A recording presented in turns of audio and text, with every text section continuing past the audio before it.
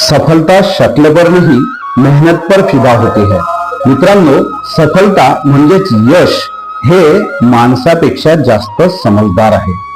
कारण मनुष्य हा चेहऱ्याच्या किंवा बाहेरील सौंदर्याच्या प्रेमात पडतो, मात्र यश म्हणजे सफलता ही फक्त मेहनतीवरच प्रेम करते। जगातील जर यशस्वी व्यक्तींची आपण यादी बघितली तर आपल्या असं लक्षात येईल की हे लोक जे दिसायला साधारण असतील, किरकोळ असतील, परंतु प्रचंड मेहनतीच्या बळावरती ते यशस्वी झालेले आहेत।